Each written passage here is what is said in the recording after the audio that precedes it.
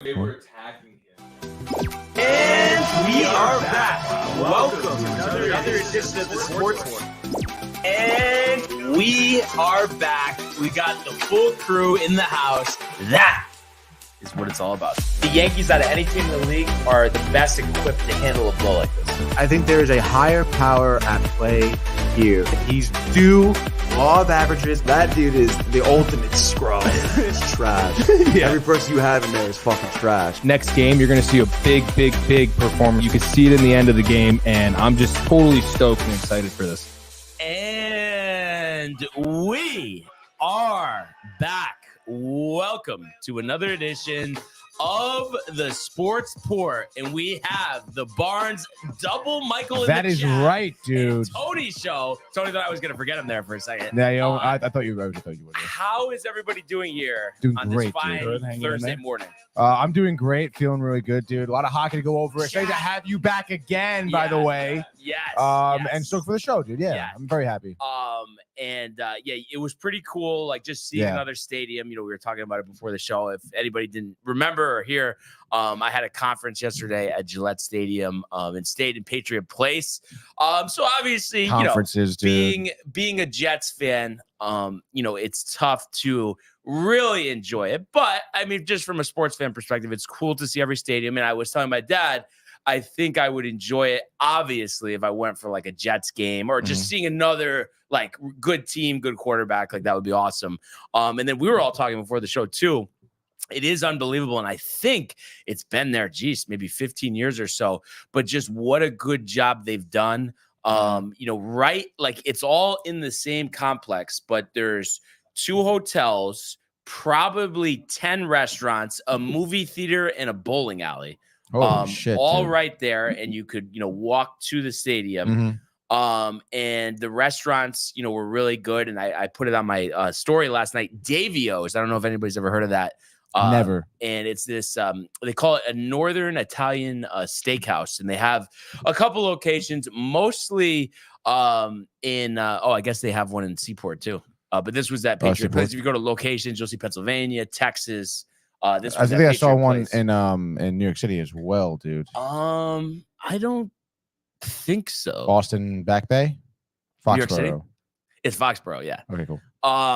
It was so fire. And usually, it's not necessarily a chain, but it kind of is. Because what do they have? 7, 8 locations. But you would think, it's probably overpriced, not that good. Is the menu huge? Brunch, lunch, dinner. So fire. They start you out with the pop-up bread. I don't know if you're familiar with that, Tony. Never heard of it. Are you serious? Pop-up bread? No. Yeah, like they make it and it's like extra flaky. It's like rolls, but there's cheese in the middle, but it's like a hollow inside.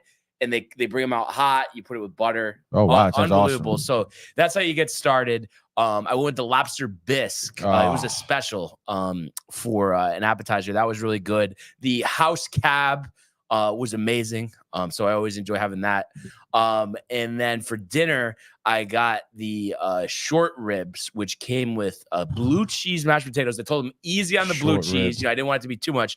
Short rib was unbelievable, melts in your mouth. And then it came with spinach too. And then for dessert, they had some special. I sent it in the group chat. Actually, it's that literally right there. That was so good.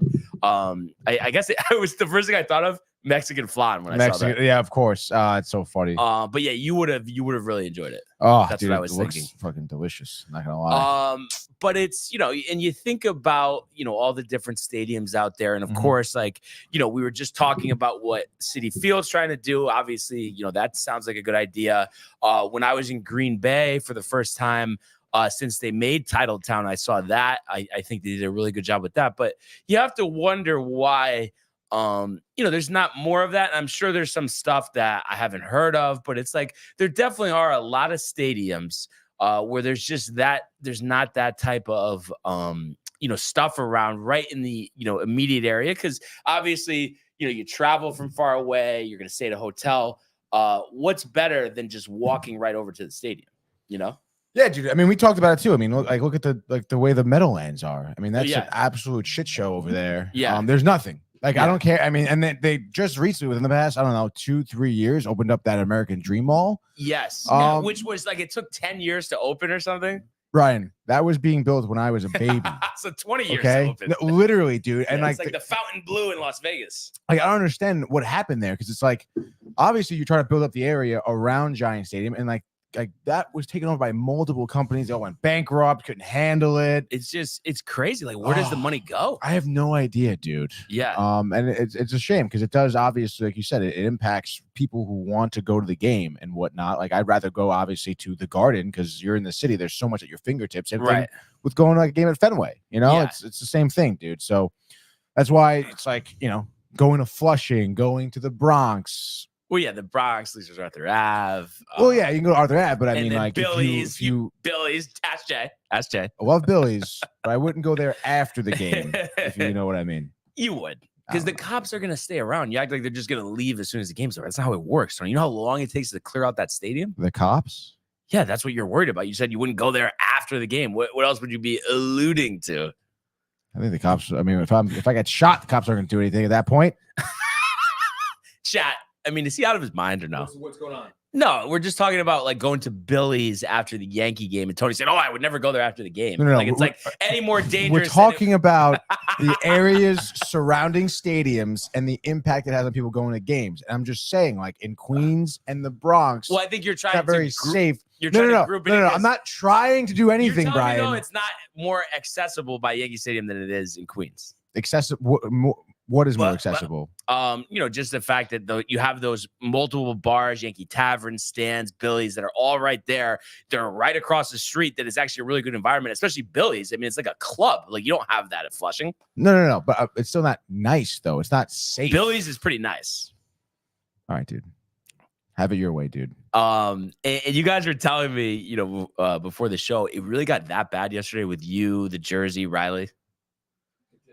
How long was it like the whole show? No, it was a couple. It was of course, it's like all these stipulations for people that aren't me, because Riley's sitting there with a fucking Blackhawks hat on. Well, the logo's not on it. Well, the font isn't the same.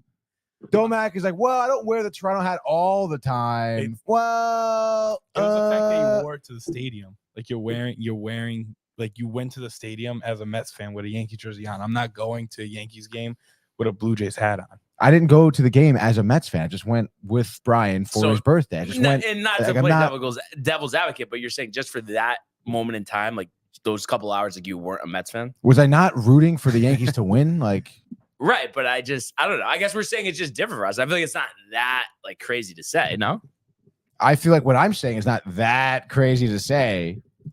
So the only thing, oh no, God. When you were there and you were in the stadium, you wanted the Yankees to win. You didn't want the Yankees to win. You have a jersey on. So like if we were rooting for the Yankees to win. You go to a game, you got to root for someone. I'm not going to go to. Why am I there if I'm not rooting for someone to win? But so you're rooting for the Yankees. I was rooting for the Yankees to win. What Michael King came out to close the game. I think. I think Rizzo hit that walk-off home run. No, but that wasn't the one this year. That was 2 years ago. This year was when they lost to the Astros, and I was tight with me, you, and Jay. I think I was, yeah. Remember? Oh yeah, actually, that game I didn't wear a Yankees jersey. Yeah, that's right. That's right. You did wear the Yankee jersey. I swear to God. No, that game I did, but the game with the other game I wore the Yankee colors, which is fine, I guess. Yes.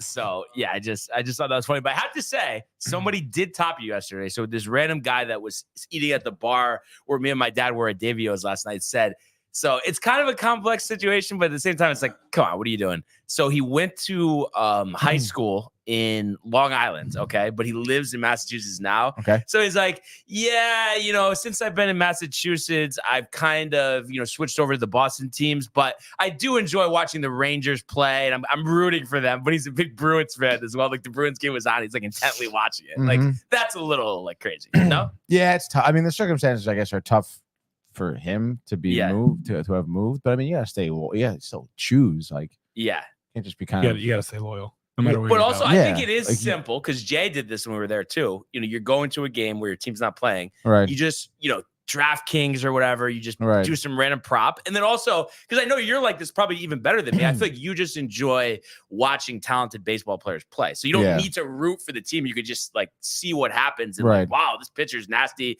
He might win the Cy Young. This is exciting stuff to see. Oh, yeah, dude. I love that. Yeah. Yes. That's okay with you, dumbass. I mean that's okay, but there's no need to wear the Yankees jersey then. How is there no That's need? it's all. It doesn't matter how you feel about it. It's what you Right. wore. Like if I took a photo of you and showed it to anyone Right, with no context, they're like, "Oh, he's a Yankee fan." right. So like you're not a Yankee fan. You're through and through a But Mets like, fan. it's if I showed someone you with the Yeah. Toronto hat, they would think, "Oh, he's a Blue Jay fan." Like, what are we talking about right now, dumbass? You were Yeah, at Yankee Stadium. I didn't wear the Blue Jays hat to Yankee That Stadium. makes it worse. I feel you're wearing it on your own No, accord you out in went- random public areas. No, you went Yeah. to the game. Yeah, I went to the game. I think Okay. Warren should be defended. The Barnes never defends me. Should be. Well, no, over, it's just dude. tough because, like I said, like I'm not like when we go to the Mets game next year Right. or this year, I'm not gonna wear a jersey. Yeah. I'm Okay, just gonna that's fine. probably like bet on the Mets or something. What are you gonna wear? Just nothing, like like actually nothing. Blue But I or was saying, orange. like just nondescript stuff. Like, and that's okay. Like, Nondescript. no, it's like you act like though Right. the jersey, like you look at the stands, they're packed, and everybody's just got numbers and names on the back. It's like that's not how it is. Like, yes, a lot of people have jerseys, but not every single person has a jersey. I never said that. Right, but I think you feel funny not wearing a jersey, kind of. I was taking advantage of the opportunity because it's not often I go to a Yankee game. Michael's trying to talk, I think, on the microphone. Yeah. I was listening. Oh. Tony, I think likes to just support his friends. So It's not often I go to a Yankee game. It's not Yeah. often I go to Yeah. to a game where I can root for the Yankees either. So I was like, just taking advantage of the situation. Not often that I have access to a Yankees jersey. I was like, oh, like, let's just fucking do this, dude. yeah, no, I understand. and No, but no one you- understands, I don't. dude. I No understand. one I'm trying to understands, defend you, dude. and now No you know one- what? I'm over it, dude. No, but I don't think what I'm saying is completely ridiculous. Like, you know how I am with the Yankees. It's like live and die Right. with the Yankees. So it's like I'm gonna really care No, about no. that, and everything else is like, you know, it I happens. understand. Whatever it is, it is. I mean, that's just how it is. And Kev, you know, coming to my defense here, Kev, do? I got to say, a real Mets fan will not rep the Yankees no matter what. See, I think Exactly. I think that's a ridiculous statement, and it sounds like you're sour grapes over there, Kev. Do like you sound like a sour baby. Wow, getting aggressive over here.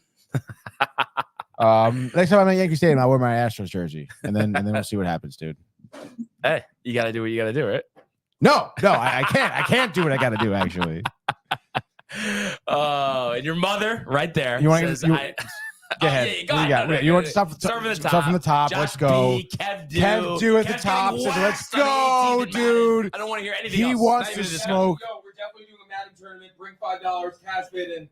He says $100. and I don't per entry. know. Maybe Kev do is have hitting the Mexican font himself, but he says we are family! Exclamation points. Hashtag rep TCA, rep DTV, rep the sports board. Another day, another dollar.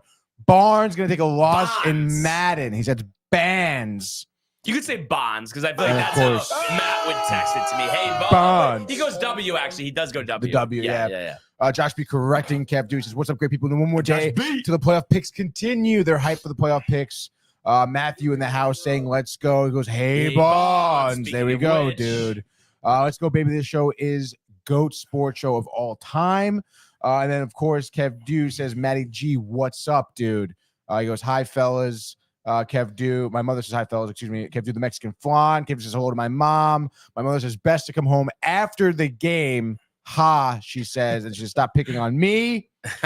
And then my Matthew says, "Hi, Mary. Sorry I missed you guys last weekend." And then mother says, "See you next time." Matthew says, "Yes, definitely." And my mother says, "Yeah, I think Anthony was just showing respect to his friends." And then Captain says, "I'm a true fan, not sour." And then he says, "The fucking spelling police kick rocks, Josh." My mother says, "Brian, just be kind. Anthony was showing respect for you." I'm so kind. Let's just get that out of the way. I would say probably the kindest person I know. So, Yeah.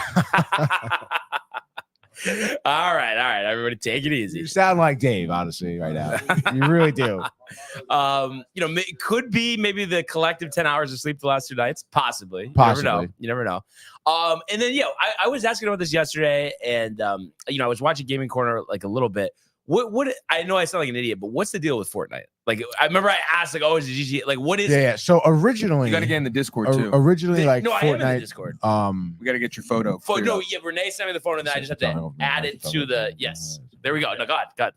Sorry, Tony. The people want No, Barnes you in the Discord. explain What do you what want? Fortnite is, Yes. then, dude. No, go ahead, Tony. Originally, it was basically this free to play game where it was just like a free for all. Like you go join this big lobby, and the idea is to be the last man standing. Okay. And there's guns you pick up during the game. You start with nothing. So is that similar to GTA or no?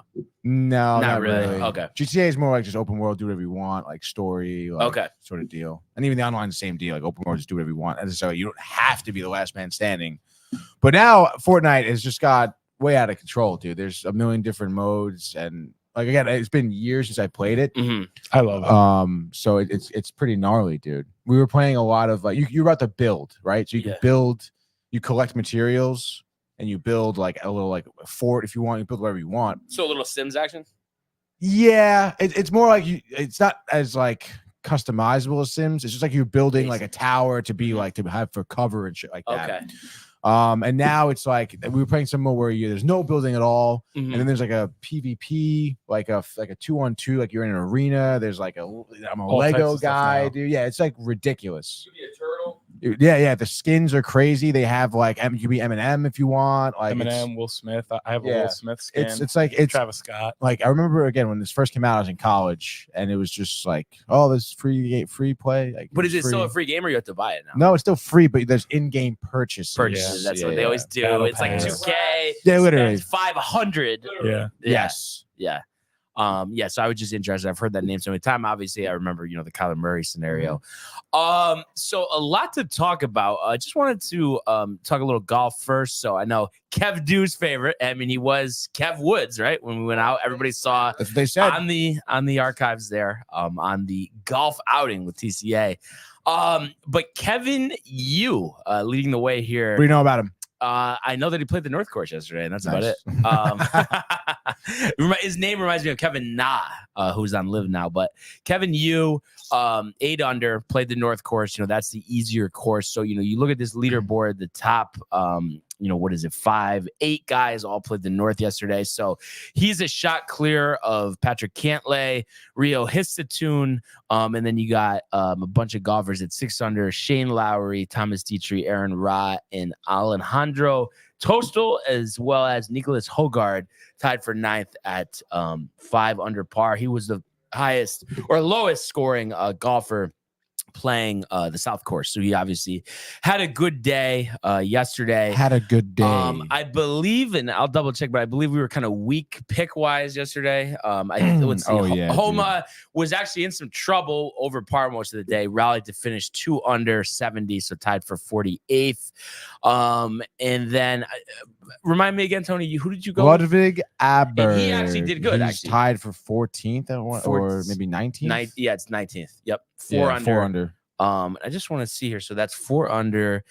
And I gotta stop searching here. My super pick, I think, was 1 over. Yeah, Jimmy Stanger's tied for 108. Oh. And then who did I Who forgot? did you pick? Dude, I don't know. I have it Justin right. Thomas? No, he's not playing. Yeah. We talked about that yesterday, Oh, too. yeah, No one wanted to tell me. Yeah, on my first day. I'll take I'm- responsibility there. Just I make it should have. fun. I All should have. right, I I just get it. felt. I don't know. I just didn't want to. Be Oh, that so you guy. knew and you didn't say anything? Well, I didn't even check, but just when I first heard it, I was like, I would think he would be on the power rankings on PGAtour.com, and then I looked after to confirm it, and then that was the case. Yeah, but rookie take. First day, Jimmy. Yeah. Adberg, he played the North yesterday as well. And then I'm just gonna check quickly. I have the picks up here who I went with sleeper wise. Oh, Joel Damon. And I don't Joel Damon, dude. remember hearing his name yesterday at all. I don't remember you Damon. saying that name, dude. You don't remember me saying the star of I full remember swing? that. No, yeah, I do remember that. +4, so tied for 152nd. 4 over? Yeah. And some Whoa. more golf things. Obviously, round 2, getting underway today. And of course, the players play the North, play the South, vice versa. I was actually listening on shout out Pooch in the building. I see he just joined Pooch is in the Instagram building, Live. dude. And Corey Saccone as well. Renee there. But I was listening to actually because I was driving back, from Foxborough earlier this morning, and so I usually listen to local radio in the morning, obviously Rick and Dave, but it's all Boston stuff or Sirius, and I don't know. I don't like the guys in the morning for Mad Dog Radio, so I listen to PGA Tour Radio, and it happened to be Lucas Glover's show. And he was talking smack about the tour, says that there's Really? no leadership. No one knows what's going on. Basically, I is didn't what he realize said. he had his own show, dude. Yeah. So what, yeah. what was he like?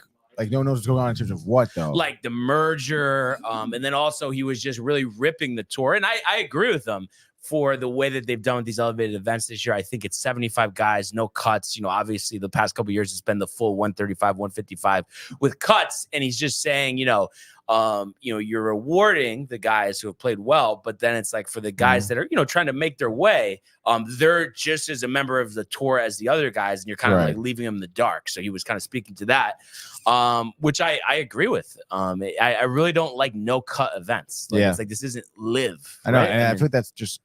It doesn't make any sense. Like, where's the competitiveness there? Right, you know? right. And I think what it is the sponsors are tight about paying all this money to sponsor the tournament. So they want a guarantee that the guys are going to play the weekend. But if Justin Thomas is 10 over going into the weekend, like no one's going to even watch him anyway. So like the sponsors, like for the personal golfers, you're saying, not necessarily. No. Like the tournament sponsors. Yes. Wells Fargo is dropping out. Oh. And then, the Honda Classic, they dropped out as well.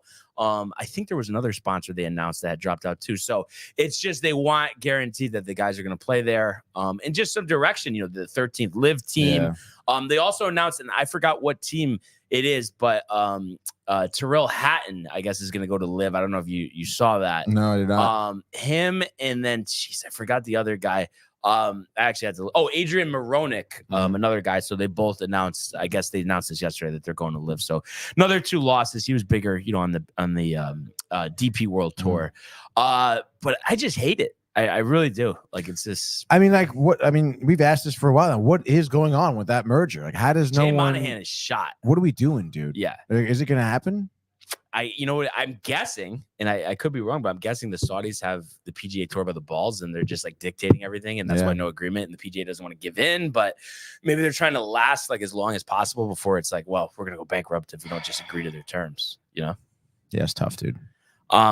So we'll have to see what happens. The one positive thing Glover said though, he's because he's not playing this week, but he's gonna play the next 3 weeks. And he said that he's excited seeing the Masters commercials already. And he'll be at Pebble Beach next week going to the Waste Management. Glover. And then Riviera, which I would think Tiger's gonna play. I don't think he's made an official announcement there.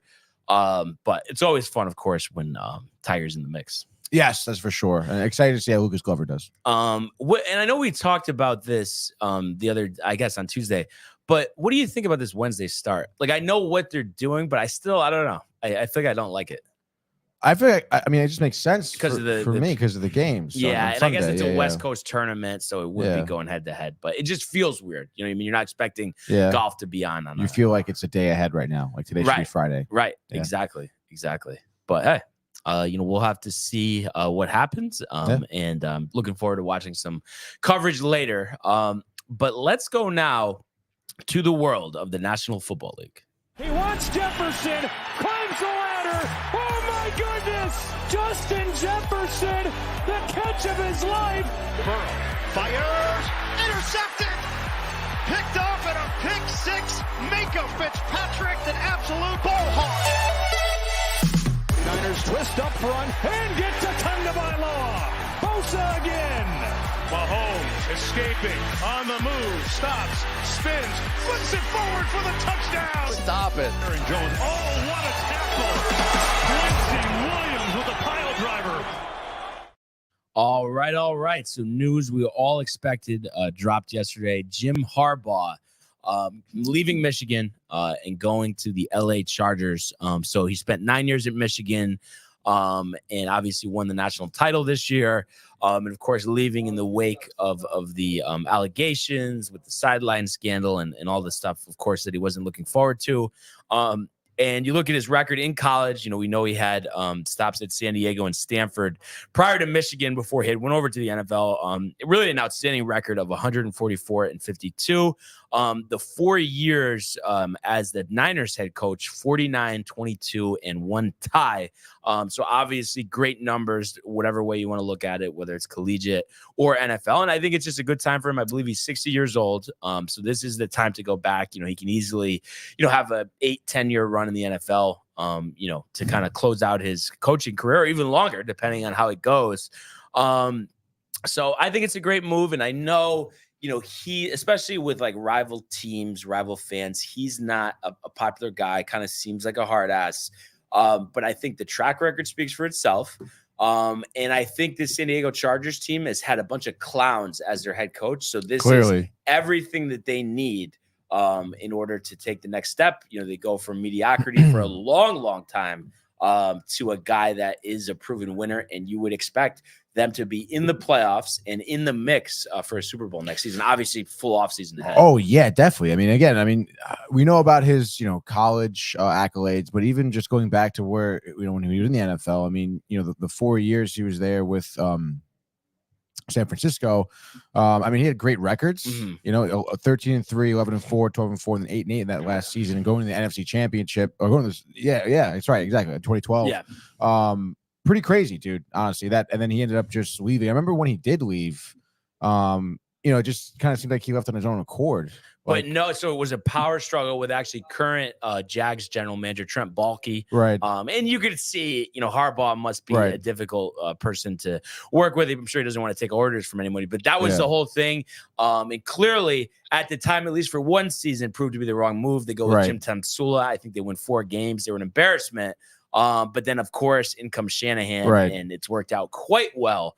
So I think, the Chargers are hoping that just like he did in Michigan, just like he did here in San Diego and Stanford, just hitting the ground running from day one. But I thought, didn't they still want Harbaugh to be the coach? No. And then he just was like, no? The owner was tight. Oh, the owner wanted him gone? Because I think obviously Baalke ended up leaving down the road, but the owner thought Baalke, built a good roster, drafted good players, and then Harbaugh just wanted to be in power over him. They didn't want that power structure. Do you see that being an issue? No, the Chargers are desperate. Like I said, they need them. It's an embarrassment. Just they've had all this talent and haven't gotten anywhere. You had a guy like Phillip Rivers, who, some people might argue, was he a compiler? He didn't win anything.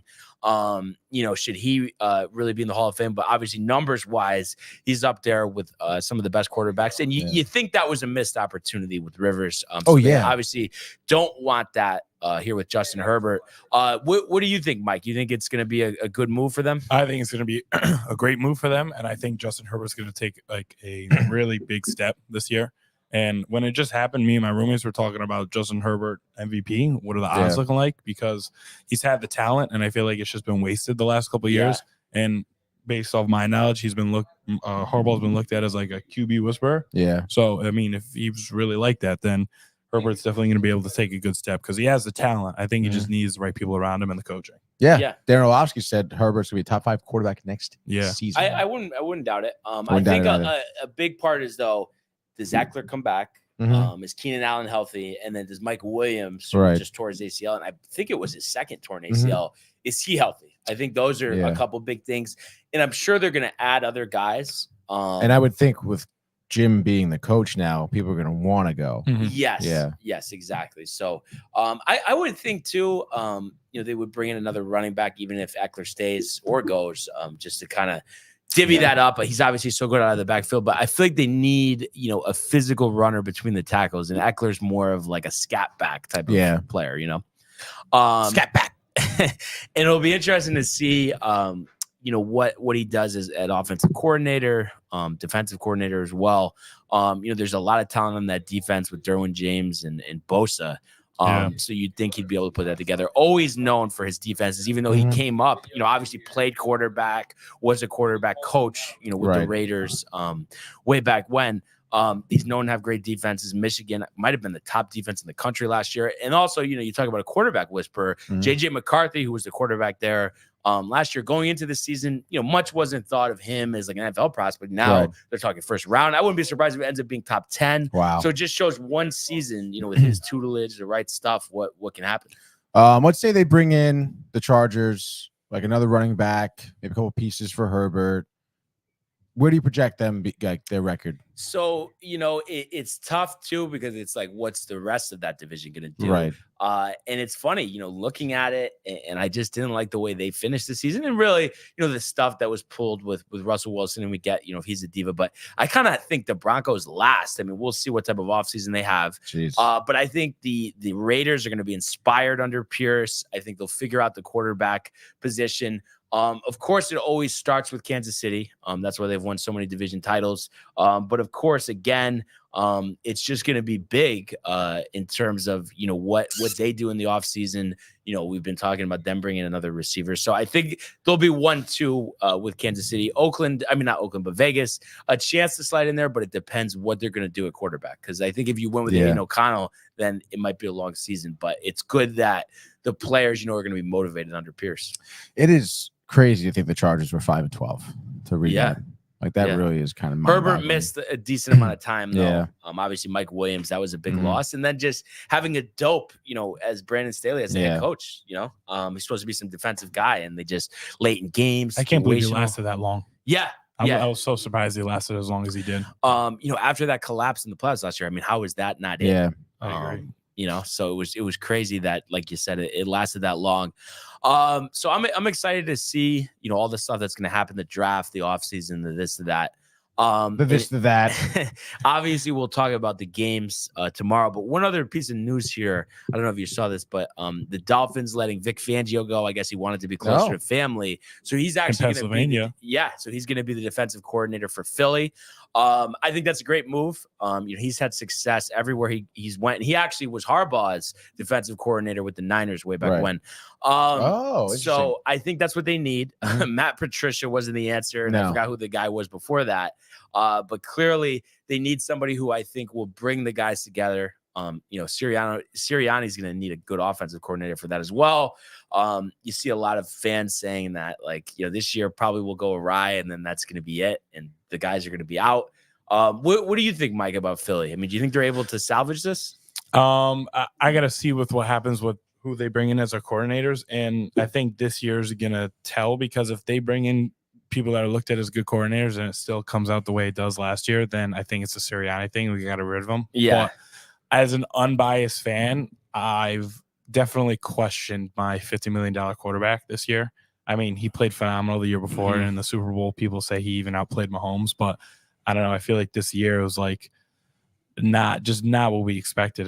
I know the expectations are high, but for $50 million, I don't think he was anywhere near really what we should be. Because even when we were 10-1, the media talked about it all the time. We never really beat any. I don't think we beat a team by more than 10 points or lost to the Jets, which obviously is an indictment. Yeah, we never blew anyone out. Big indictment.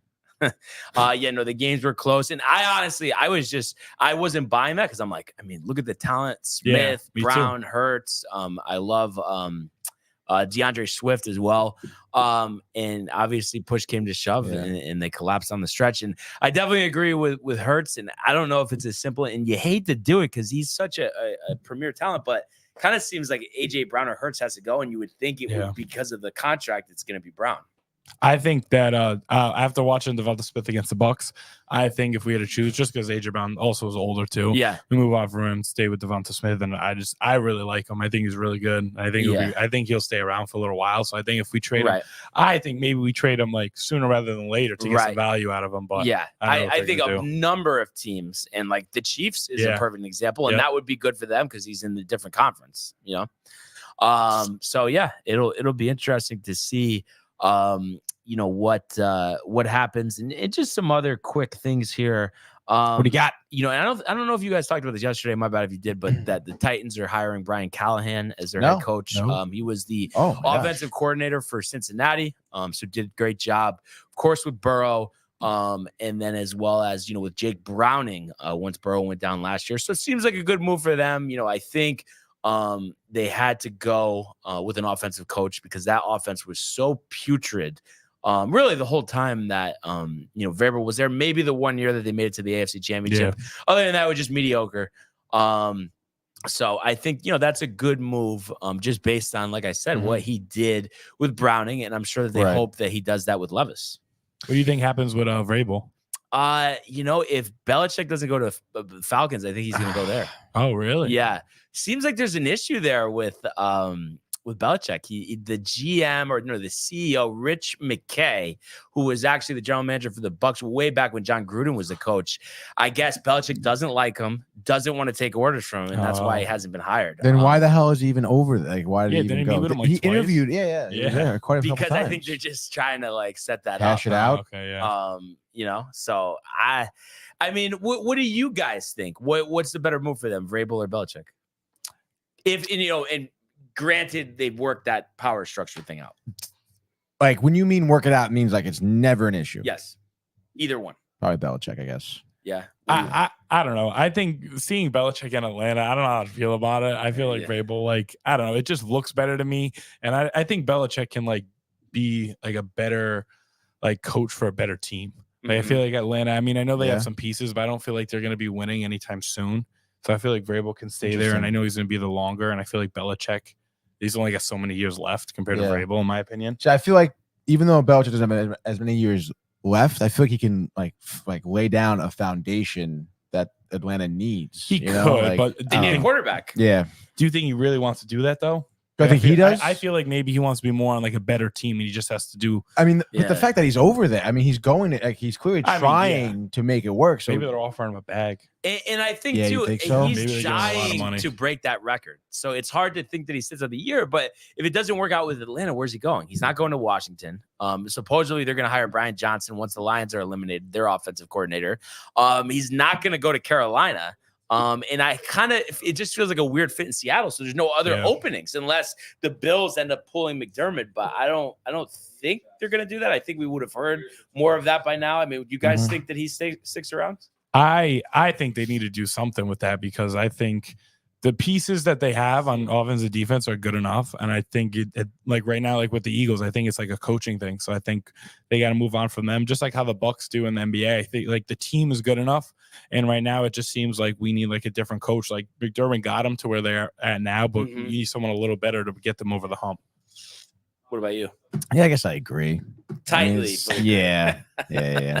But you can't argue the fact that they've had a similar roster for the whole time Allen's been the quarterback. And they just can't get to that Super Bowl.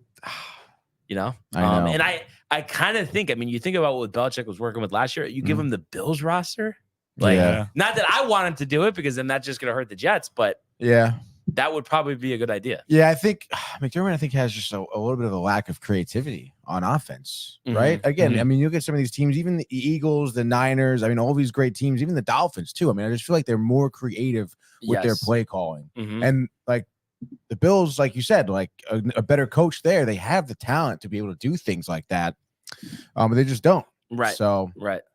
You know, I guess we'll see. But of course, I mean, a lot of it does fall on Allen's shoulders too. I mean, you know, he's been having issues in the past too. So I guess we'll see though. But I mean, one thing I was just thinking about, we were talking about the AFC West, and obviously Wilson, you know, you wouldn't think, of course, is going to be back in Denver.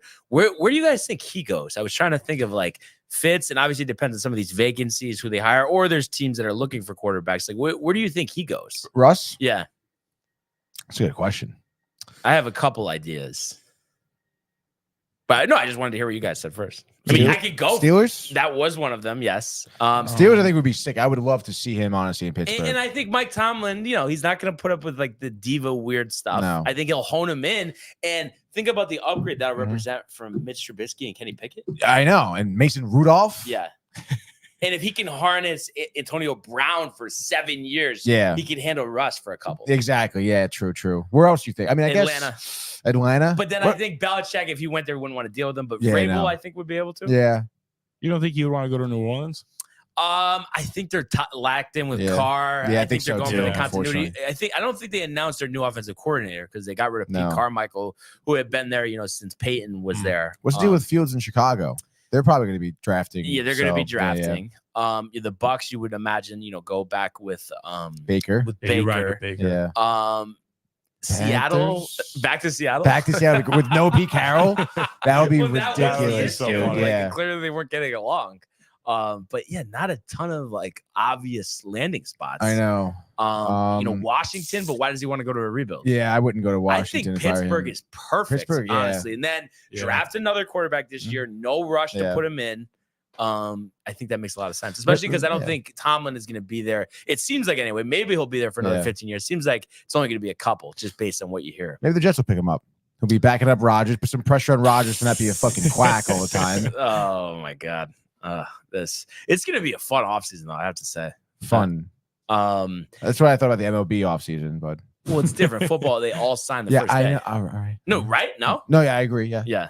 It was funny too. One last thing I was just thinking about, we did the stadium tour yesterday. Kind of crazy. And I don't know if you could tell from my picture, but they had the whole turf ripped up. It's like the 7th time they've been in that stadium since 2002. No they shit. completely rip up the field, so they're redoing it. You just saw granules out there. And then we actually went. They said you couldn't take pictures, so I didn't try it. But we went in the visiting team locker room. It looks like they haven't touched it since the stadium opened. Really? It looks like a high school locker room. Stop it, dude. And I guess all teams know this. I don't. The guy, he's worked there a while. He knows all this stuff. But basically, like, to get to the bathroom, it takes 3 times as long as it does for the away team, as the home team. Like all these different stuff, and like how the state of the art locker room, that they have for the Patriots, the away thing is just complete garbage. That's kind of crazy that they're allowed to do that when you really think about it. And back in the day, I think Veteran Stadium, they used to pull that with the water, like the hot water in the showers. Yeah. Oh my God, it's such bullshit. Dude. That's brutal. It's kind of crazy if you think about it.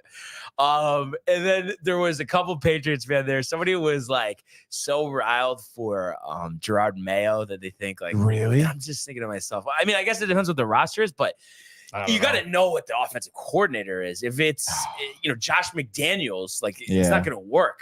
And you would think they're gonna just draft a quarterback, maybe Garoppolo back there. I don't know. But it's crazy too how he's like, seems like he's done. I mean, you guys think there's any chance he could revive himself at all? I don't know. Doesn't really seem like it, dude. I mean, you're bench for Aiden O'Connell. I mean, that's why I was thinking the Patriots, or he could land with Vrabel maybe in Atlanta. But you'd think Atlanta's sick of the mediocre quarterback play. You could argue Taylor Heineke is a better quarterback. Yeah, honestly. How old is Garoppolo now?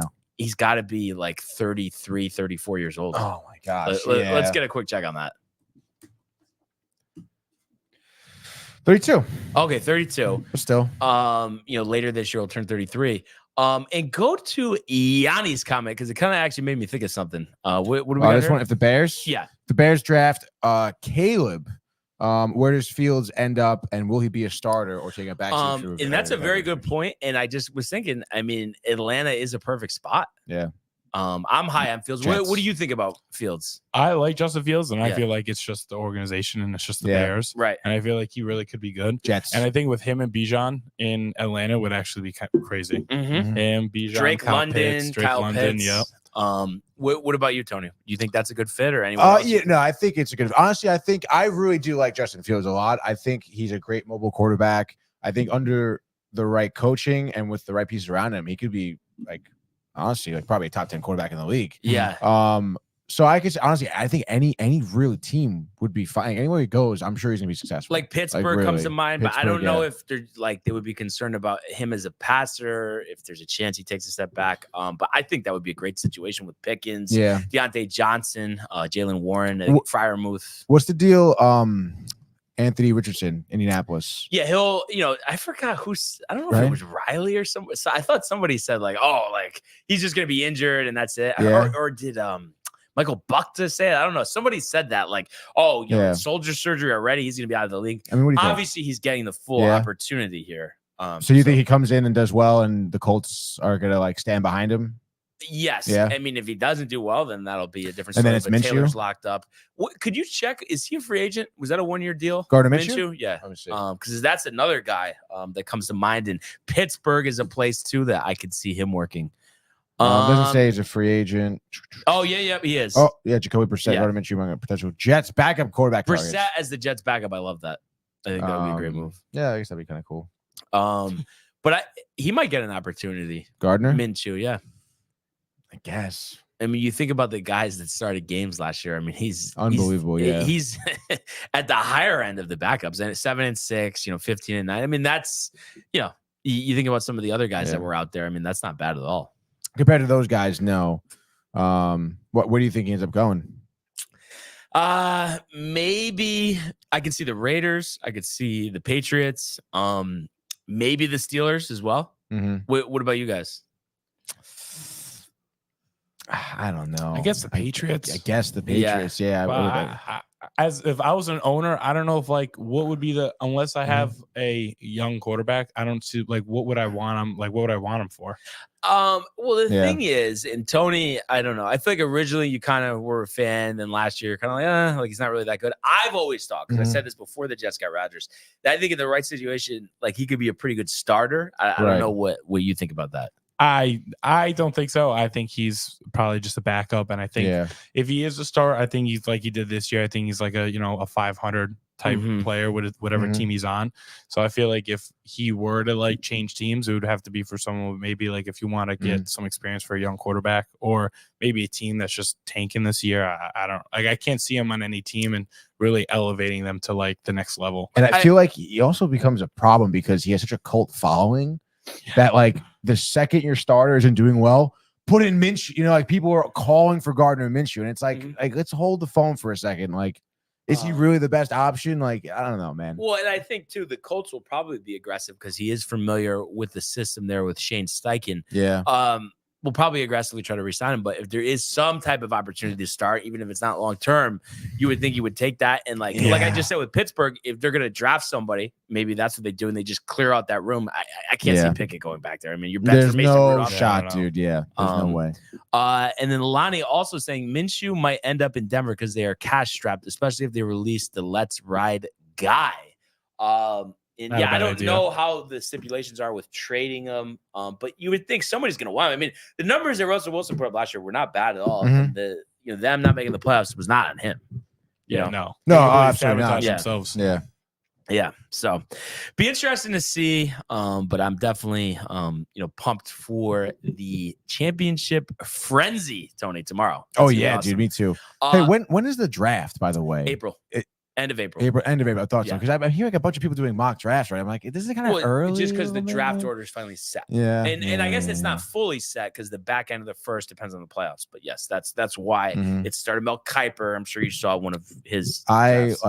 Kind of can't stand that guy. Really? Dude, I'm not going to lie. I like Kiper. What do you think? I like Kiper, and I like the other one. McShay? I like both of them, but I like one of my roommates hates Kiper. A lot of people don't like him, but I've always thought they were good. Yeah, I think they know their stuff. Yeah. And I think good story with McShay. He had the drinking problem. I think he's okay now. Yeah. I think we need more guys like them, though. Yeah.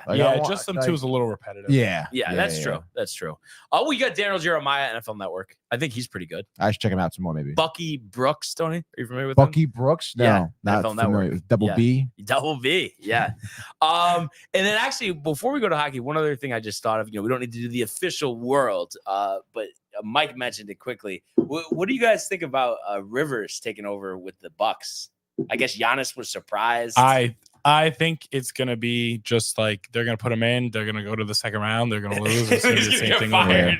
Because I don't see what is Doc going to do that's going to – I mean, like he has one ring. Right. But when you look at those teams, like did you even need a coach with those teams? Like I feel like that team was stacked. And then they went again to the finals with the Celtics in 2010, and they didn't go in 2009 because I'm pretty sure Kevin Garnett broke his leg. So he would have won all 3 times. And I think that's just purely talent because the last time he had a team that was really talented, like the Clippers, and it seemed like a young team. They were kind of younger, other than Chris Paul, but Blake Griffin, DeAndre Jordan, all of them were kind of young. Yeah. And it seemed like they needed a coach to kind of like get them there. He couldn't get them there. Yeah. And then you go to Philly and the same thing. You can't get them there. So I can't see how the last 2 times he's been doing the same thing, and this time we're expecting a different result. It's like definition of insanity. Yeah, I don't know, dude. What is the deal with Giannis? I didn't realize this, but after they won, like obviously I don't follow basketball that much, but obviously Mike and I were talking about it yesterday, listening to the radio a little bit. After the Bucks won the title, they canned their coach. It wasn't the right after. I believe it was 2 years. Oh, 2 years after. Yeah. And like Giannis had an issue with him. So I think it was just a matter of they regressed the 2 years after. I mean, it's like a Bill situation. Yeah, Mike Budenholzer. It's so funny, Mike. This is such a long time ago. But when I first came out of the show, and Tony actually, for once, I'll give him credit here. He was actually like on my side about this, but everybody was ripping me because I said this is the season that the Bucks won the title. Everybody's no way they can win the title. And I'm like, what are you guys talking about? Giannis is generational. You never know when someone's going to win their first one. And it was like just so like, you usually don't have a scenario where you're hard pressed. No one agrees with you almost anyway. And then it ends up happening. Like that was a pretty cool run. Yeah, that was cool. And what he did in the finals was actually insane. Yeah. Especially the last game 6, when he scored 50. It was crazy to watch. And then I think game 5 was the game in Phoenix where they turned the ball over and they went on a fast break and Giannis had the crazy block. And then at the end of the game, Drew Holiday steals it from Devin Booker and then threw the lob up to Giannis and dunked it for an and one. That was insane. Over Chris Paul was wild. Yeah. He's so good. And it's crazy to me that the Bucks just never, I feel like, get over it. And I feel like the Celtics will end up beating them. And I feel like there's so many teams that just like, especially last year too with the Heat, that's just like, they just can't get it done. Yeah. And then I don't know. Like, I guess their record's good, but obviously you fire a coach and everything's great. But I didn't like getting rid of Drew Holiday just from like what he does on defense. And Dame, I don't know. I mean, maybe it's just gonna take time, but I swear every time, and I don't watch that many games, but every time I see him, I feel like he's just standing in the corner. Like he's not used to this scenario. They traded away defense for offense, and I feel like defense sucks. With the way the NBA is right now, like everyone's gonna have good offenses, so I feel like defense really does matter more now. Yeah, because like no matter what, all offenses, because you get taught to shoot so much more now that like if any team just really starts working on the shooting, they have a good shooting night. Like if you don't have defense, like you better hope Dame has 50, and his numbers have gone down. And I saw a side by side the other day when we talked about the Terry Rozier trade. Him and Terry Rozier have like identical numbers. Yeah, they're like almost identical. So. Yeah, no, Rozier is talented. But and Lonnie also says, I agree with Michael. Doc probably ain't the answer in Milwaukee. And I could see it being takes over for this year and then, canned because, like we said, they lose in the second round. But if he did end up fixing things and getting to the finals, that would be a crazy story. But it just seems like we've seen the same thing. And it's interesting, too. One other thing I'm just thinking about here with Philadelphia. Like we talked about how Doc couldn't get him over the hump. What do you think about that? I mean, is any of it on Embiid? Like, why do you think they've never taken the next step? I mean, this past year, I think we get the blame always gets put on Embiid, and it should be because he's the star player of the team. And I feel like, especially in Game 7, because I watched every minute of it, he disappeared. James Harden also disappeared, but James Harden's been known to disappear, and he's kind of had that rep now. And I feel like Embiid, for some reason, he hasn't gotten that. I feel like he hasn't been looked at like that. I mean, here and there, people say, what does he do in the playoffs? But what he does in the regular season, I feel like masks like everyone's perception of him. And then playoffs comes around, and he does the same thing over again. And everyone's like, oh yeah, this is Embiid in the playoffs. So I don't even think it needs to be like a coaching thing. I think the players just need to when the playoffs start, they need to elevate. They need to go to the next level. Yeah, Tatum in Game 7 after getting spanked around by Philly, we shouldn't have lost all the home games we did. And Game 7 really mattered. Had 50. If Embiid's supposed to be on this level, he's the MVP. He's supposed to be the best player in the league. Like when those moments happen, you need to step up. Yeah. And he hasn't yet. Yeah. And I've always liked him. So, you hope that he eventually turns it around. But we'll see for sure. So just wanted to talk about that quickly. But let's go now to the world of the National Hockey League. Here he comes. McDavid shoots. Top shelf. He scores. Captain with the overtime winner. That's the middle break. It's a world-class hit right here. Tomsky stepping. Rink Washington made the full split save. Are you kidding me? Turn. Side of the net. Between the legs and they score. Filthy. David Pasternak. The silver trophy to the Golden Knights. All right, so I don't want to be too repetitive here, but just quickly because I missed yesterday's show. What the hell happened against the Sharks, Tony? Dude, sorry here, Michael. It was just we're not doing the frenzy quite yet. Dude. Sorry. No, it's totally fine, dude. Totally fine. At the risk of being repetitive, I guess. Right. The Rangers just, dude, we've seen that theme in their losses too to bad teams where they outshoot the team and everything, but they just have stupid breakdowns on defense. I mean, there was one goal given up that I forget the other defenseman. It was Gustafsson to, I don't even know who he was trying to pass it to, but in our own zone, behind our own net. And he just got scared. And I don't know, had like this soft ass pass. It just gets intercepted. Didn't see the shark guy there. Yeah. They score. 2 minutes later, same deal. A stupid turnover leads to a goal. And it's like, oh, poor Igor was fucking, oh my God, so tight, dude. I felt so bad for him because like he really didn't have a terrible game. But just the late breakdown and then like just the no defense, it's bad, dude. You need help on defense, I think, right now at this point. I don't know. I mean, it's tough because obviously you can still, use some help with scoring too, but we have the 6th youngest defenseman on average in the league, right? Our defense is the 6th youngest, and I think that really shows because sometimes when they are pressured a lot, they make those stupid turnovers. And I mean, I think it could help to get maybe a veteran defenseman in there. I have to see what defensemen are available. The past month or so, I've been kind of researching forwards that could kind of help from the bottom 6, but maybe, like I said, a vet defenseman can help because, like, you can't be giving up those goals like that, dude. Yeah. Especially the Sharks, too. I mean, of course, your boy, Tomas Hertl, with the overtime winner, too. Yeah. Which was bullshit. I don't know if you saw the play, but I don't know if it was Hertl or the other guy, but, like, basically, like set a pick on Mika, which should have been probably an interference call. Wasn't. Mika was down. He literally was hit. So that there was a man wide open and he was able to score in overtime, as you know, 3-on-3 too. So he had more space, more time, which is actually interesting because we saw a very similar thing in the Canucks game too, the Canucks Blues game. We watched highlights this morning from last night. So maybe the refs aren't really calling that in overtime. I don't really know. I don't get it. It was very weird, but obviously a really tough loss, but you just gotta get back at it tomorrow. So let's go, dude. Yeah, but you're more tight or more bugging? No, I'm not.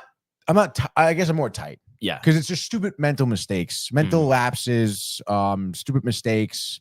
Again, like those plays. It's like you're a freaking beer league hockey team out there. Like, it's like it's stupid, dude. So it pisses me off more. So I know we'll be fine because again, like talent is there. There's young defensemen. I'm sure Laviolette is settling them down. Like this is what you kind of have to do. Like this is what you kind of look for. Don't be panicking on the ice.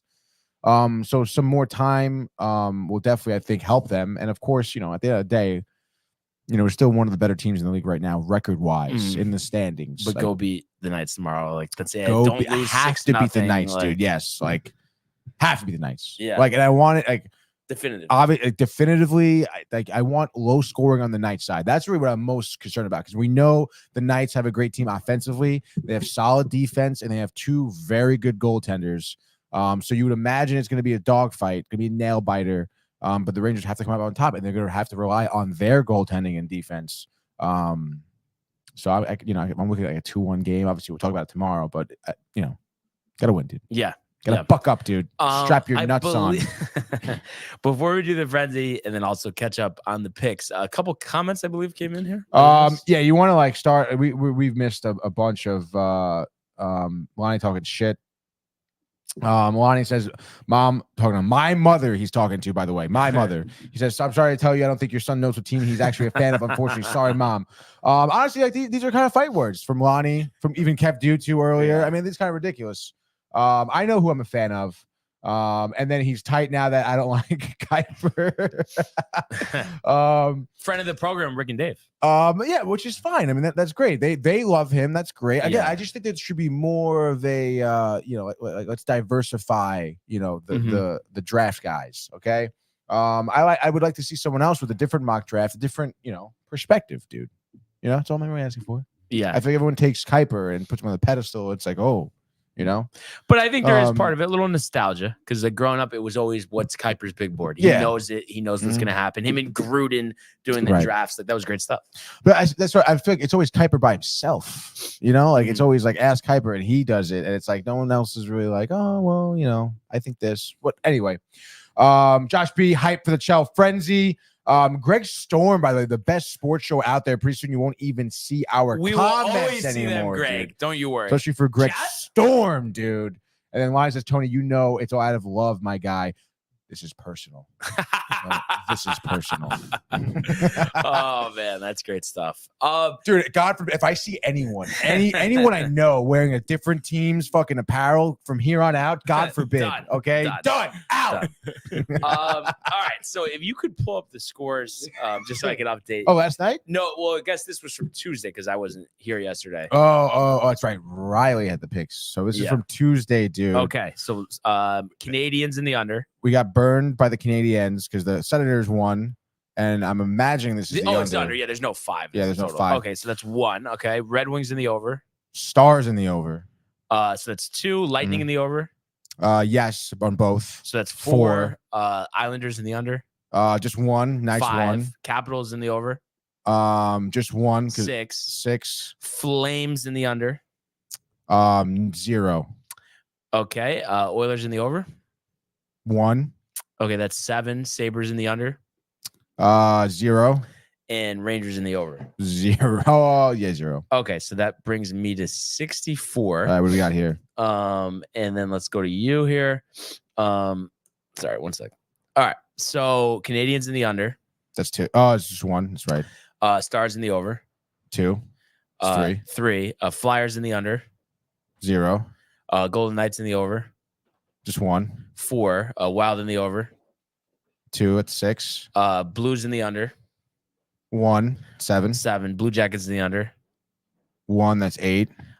Sabres in the over. What was the over under? Was it 6.5? Let's check. Over and over 6.5, dude. Okay, so nothing. Nothing. And then the Rangers in the over, nothing. So that was 6 for you? 8? 8. 8. Okay. So Yeah, you'll learn, Domac. 64 to 65. So you're up by 1 here. Let's go, dude. I haven't even checked. What do we got for the slate tonight? Let's see. Today's Thursday. Heavy hitters, yes. dude. Ryan and I were talking about it yesterday.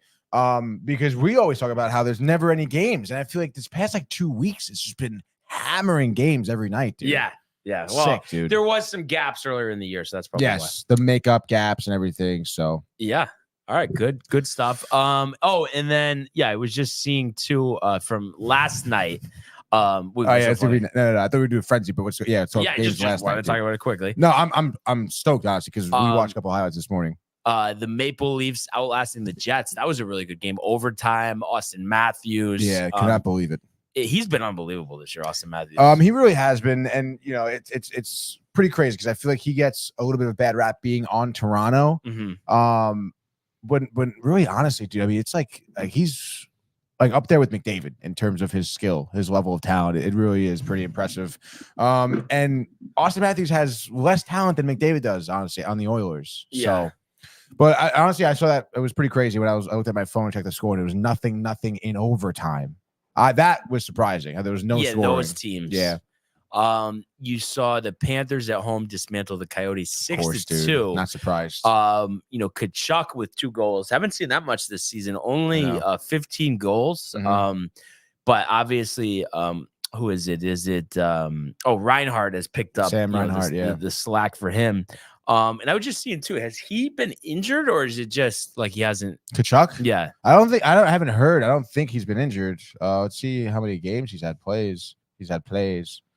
47. So that's playing like all the time. Every game almost. Yeah. So, 47 games, 15 goals last year, 79 games, 40 goals. So, might not even hit 30. Mm-hmm. But I mean, obviously Reinhart, I think is taking it a notch up. So their record is good. Oh yeah, dude. And Connor Verhaeghe too, pretty solid. Yeah. So you think they have a chance, to make a run again potentially? I mean, yeah, dude, of course. And I think it really depends on Bobrovsky too, their goaltender. Mm-hmm. Just because you look at last season and how they got their run going in the playoffs was a lot because of him. And his regular season wasn't that good. But now you'll get it now, and it seems like that team just really just woke up in the postseason last year, and they're riding that high because they're what? I mean, they're top 4 teams in the league right now. I think. Like, look at the standings. Yeah, I would think so. 29 wins. They're second in the Atlantic. In their conference, they're second in the East, and in the league, they are fifth. Yeah. They're top 5 teams. Yeah, no, that's Yeah. definitely good. Oh my god, it's freaking awesome, dude. They were the wild card last year. The Bruins had been on fire. I think they had won 5 in a row, but lose to the Hurricanes Silenced. 3-2. Yeah. Despite Marchand, having 2 goals. Hurricanes are kind of one of those teams too. Like, you don't know what they're going to get. Their record's good. They've played inconsistent. Obviously, they've had issues with the goaltending and injuries. What did you make of that? I mean, I'm not surprised. I think that the one thing I know that they had issues with goaltending and injuries, but the one thing they do have is depth, like throughout their forwards. Their bottom 6 is like very strong, dude. And they have a strong defense too. So not surprised that they were able to hold the Bruins only 2 goals, and they didn't score in the first 2 periods. The Bruins, no, 2 goals came in the third.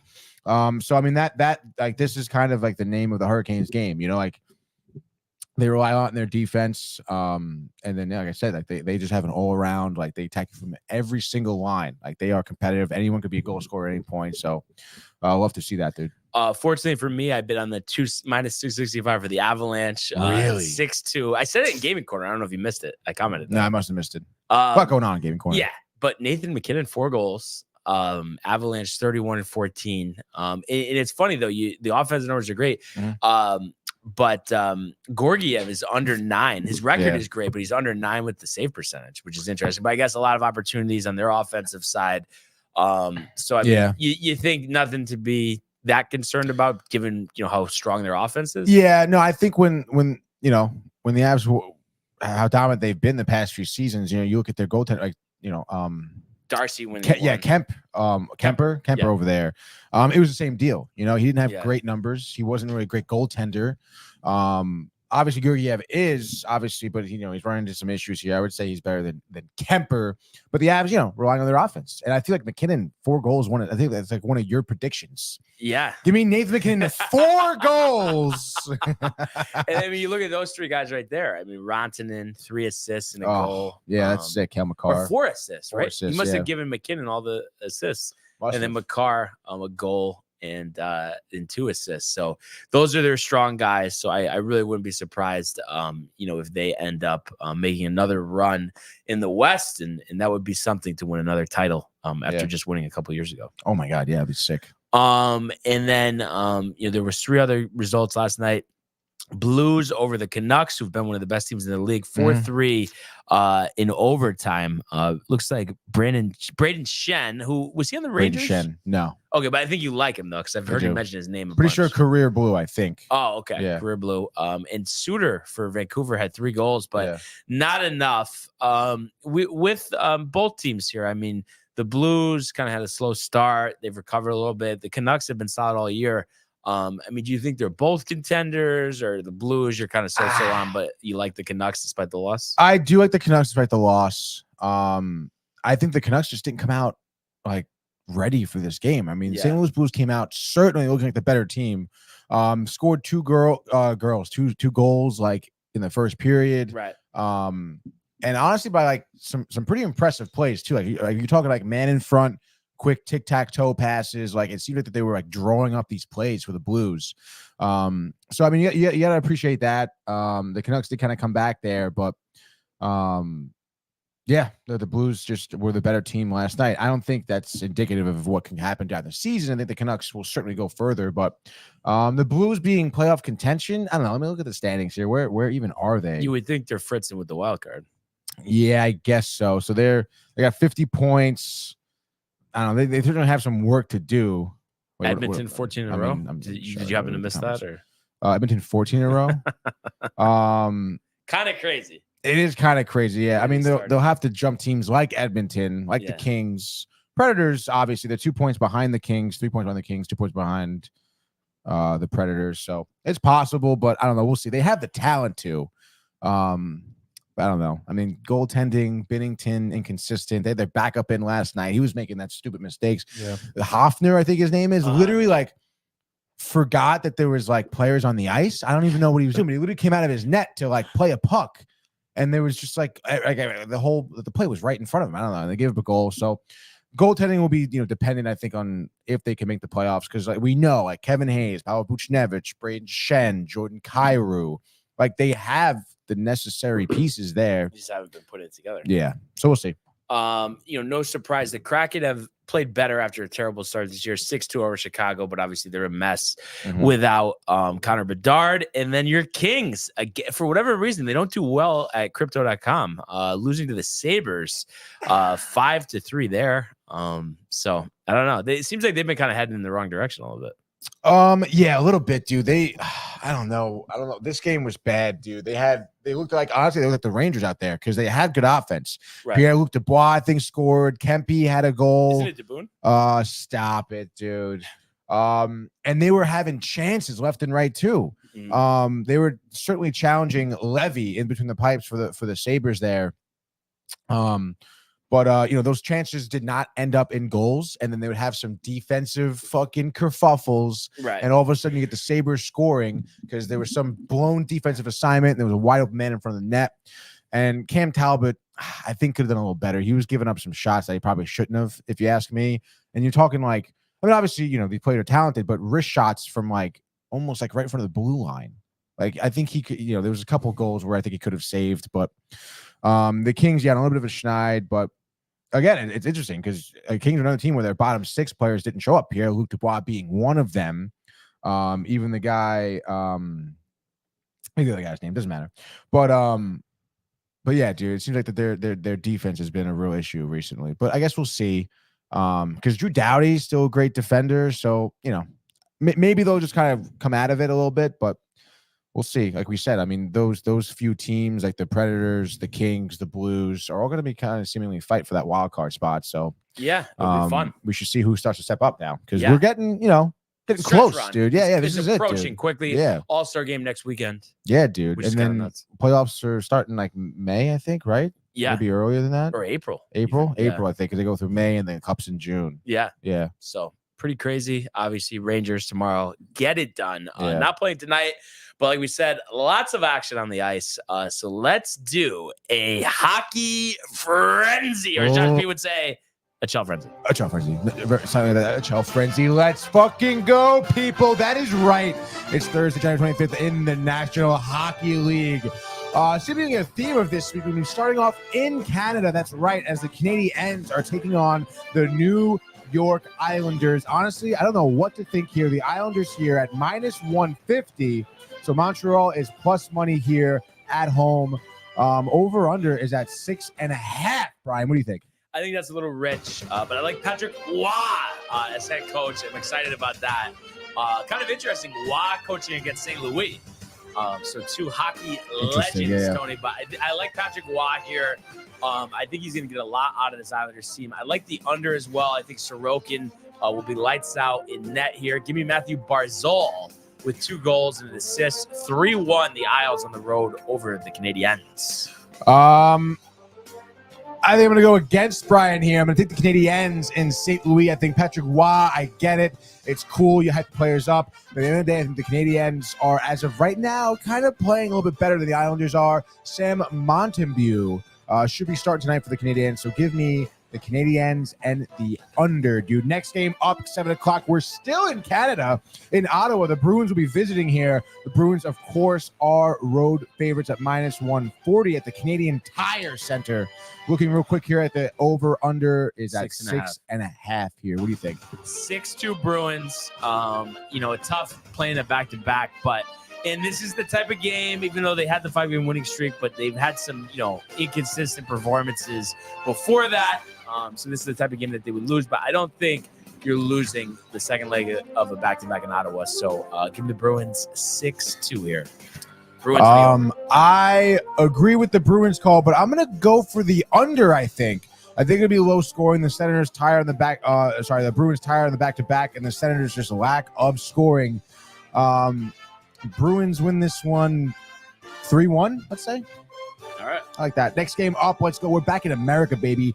Detroit, the Motor City. They're going to be hosting the Flyers, actually. So this is going to be a pretty solid matchup.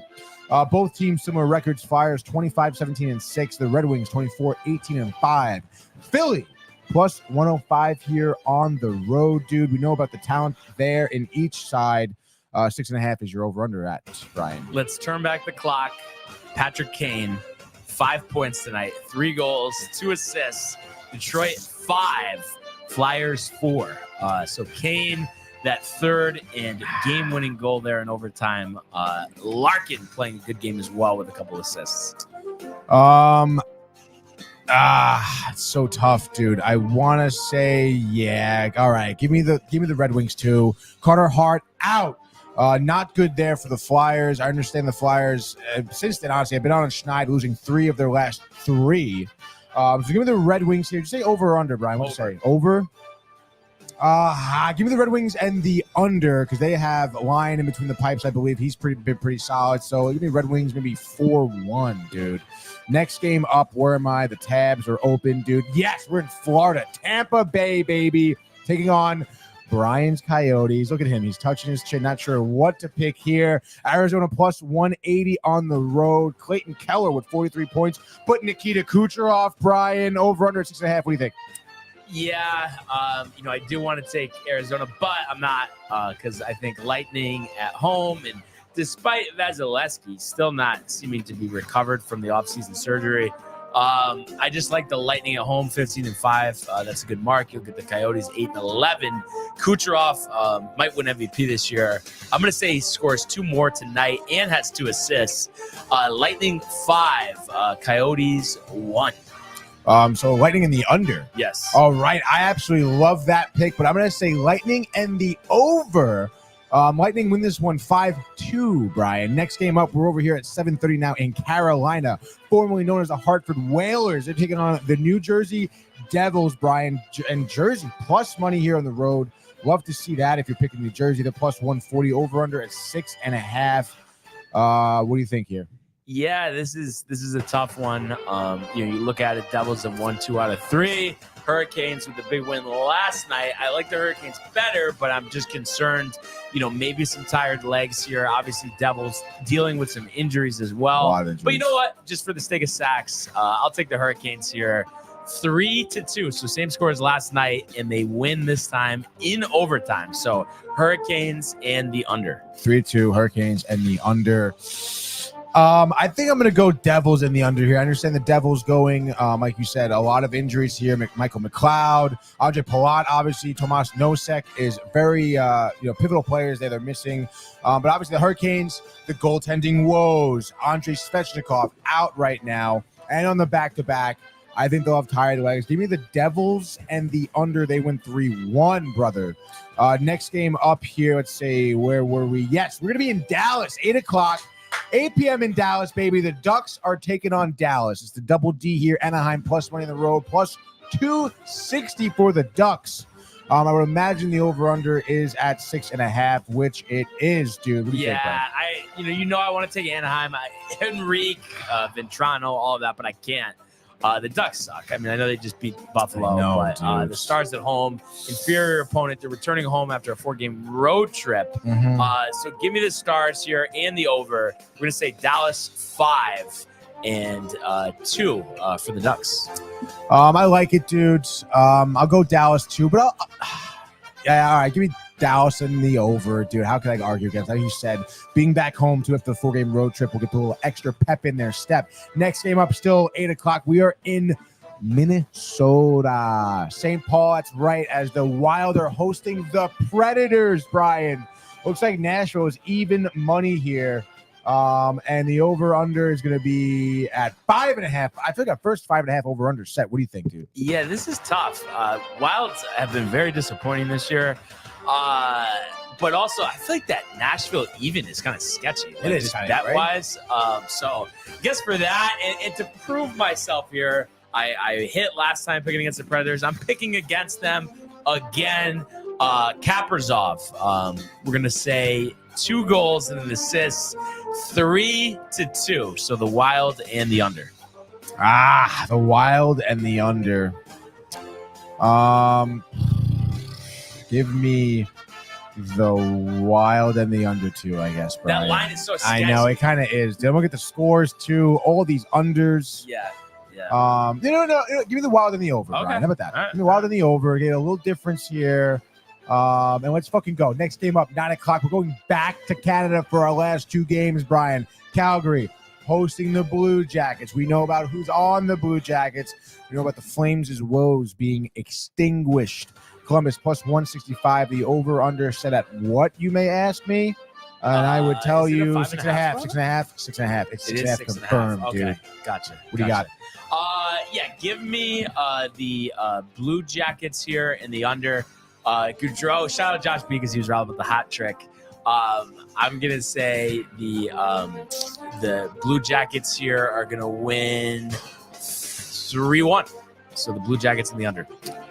Blue Jackets in the under. I'll take Flames and the over. We're going total oppo, dude. Against my better judgment, really. Both teams really suck. Blues, I feel like, are due for a win, but I guess the Flames come up with 3-game skid. We're 2 of them hit the over, so yeah, give me the Flames and the over. Maybe Blake Coleman and Elias Lindholm light it up for Calgary. Next game, we're going to be in Edmonton. This could be Brian's game of the night, dude. Edmonton, the Oilers taking on the Chicago Blackhawks. Of course, Chicago, heavy dogs right now. As Edmonton is minus 575 at home. Over under is 6.5. What do you think here, Brian? Edmonton in the over. And I might lay the 575. Who knows? That's ridiculous, dude. But yeah, I think McDavid, Josh B again, hat trick. I think this is just a smash spot. 15th straight victory here. Oilers beating the last 2 times. We're going to say Oilers 7, Tony. 7-2 over Chicago. Give me Oilers. I love it. How can you honestly take Chicago here? I know even the heavy dogs would be sick to put a little shekels up there, but give me Edmonton in the under. The under. I say Oilers win 5-1, dude. Yeah. And just like that. That is our hockey frenzy, Tony. Just like that, dude. Love it. Absolutely love it. There he goes, Josh B, the double B hat trick special. You know what's a shame? Himself. And yeah, I know he loves that. Yeah. But it's a shame right now. It feels like we should have some good baseball discussion. Nothing to talk about. Nothing to talk about. No dude. signings. Roll this Chapman. Slow like a tortoise. Very boring.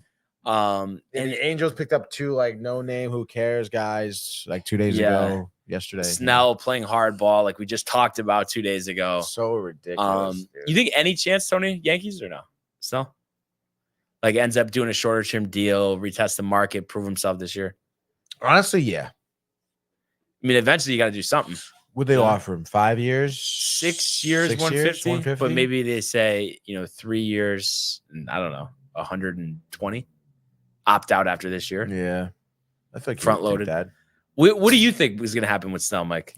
I think personally that I don't know if I don't look at him as that good of a pitcher. I mean, I know he's had good years, but I feel like outside of when, he's been at the top, I feel like those years have the drop off between them have been brutal. Yeah, brutal. I feel like, again, maybe it's just with my luck, but he's going to come to the Yankees and we're going to have another Carlos Rodon situation. Yeah.